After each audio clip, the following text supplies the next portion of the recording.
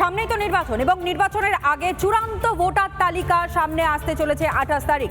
28 ফেব্রুয়ারি চূড়ান্ত ভোটার তালিকা সামনে আসতে চলেছে, কিন্তু নথি যাচাইয়ের কাজ এখনো বাকি রয়েছে এবং সেই নথি যাচাইয়ের কাজ এবার ভিন রাজ্যের বিচারকরা তারা করবেন।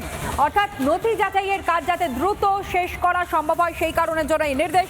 ঝাড়খণ্ড এবং উড়িষ্যার বিচারক নিয়োগের নির্দেশও দেওয়া হয়। ভিন রাজ্য থেকে বিচারক এনে কাজ শেষের নির্দেশ এবং এখনো বাকি রয়েছে 80 লক্ষ নথি যাচাইয়ের কাজ। 250 জন অফিসার প্রতিদিন 250 নথি যাচাই করলে কাজ শেষ হতে সময় লাগবে 80 দিন।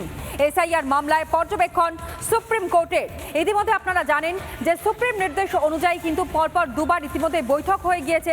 প্রধান বিচারপতির নজরদারিতেই হয় এই বৈঠক, যেখানে স্পষ্টত জেলা বিচারকদেরকে নিযুক্ত করা হয়েছে। 7 জন অবসরপ্রাপ্ত বিচারক তারা দায়িত্বে থাকবেন এবং সর্বোপরি যাতে এই এসআইআর এর কাজ, নথি যাচাইয়ের কাজ অতি দ্রুত সম্পন্ন হয় সেই কারণের জন্য একটার পর একটা পর্যবেক্ষণ এবং একটার পর একটা নির্দেশ ইতিমধ্যে দেশের শীর্ষ আদালতের তরফ থেকে সামনে এসেছে। আর এই গোটা ঘটনার প্রেক্ষিতে দাঁড়িয়ে আপনাদের সামনে আমরা প্রতিক্রিয়া তুলে ধরবো। একদিকে সুকান্ত মজুমদার তিনি কি বলছেন, অন্যদিকে লকেট চট্টোপাধ্যায় তিনি বা কি বলছেন এই গোটা ঘটনার প্রেক্ষিতে। দেখুন, রাজ্য সুপ্রিম কোর্টের উপরে গিয়ে বলছে, এটা তো নির্বাচন কমিশনের বিষয় নেই, তো সুপ্রিম কোর্টের অর্ডার। তো সুপ্রিম কোর্টের উপরে হচ্ছে মমতা বন্দ্যোপাধ্যায়, সংবিধানের উপরে কে মমতা বন্দ্যোপাধ্যায়। তো সেটা তৃণমূল কংগ্রেস বলতেই পারে আমরা তো সুপ্রিম কোর্টের আদেশ মেনে চলবো। শুধু তাই নয়, এর জন্য দায়ী কে?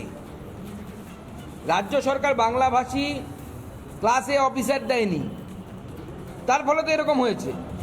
আগামী দিনে কারুর নাম হয়তো বাদও করেনি কোনো কারুর নাম, কিন্তু তাকে বলা হবে আপনার নাম বাদ পড়েছে, কারণ সে তো আর লিস্ট দেখতে যাচ্ছে না। এইভাবে তারা তাদেরকে ভোট দিতে বারণ করবে এবং নিজেরা ভোট দেবে। এই ধরনের একটা আতঙ্কের পরিবেশ তারা সৃষ্টি করতে চাইছিল এবং এখনো পর্যন্ত চাইছে, এবং আগামী দিন মানুষ এটার জবাব দেবে।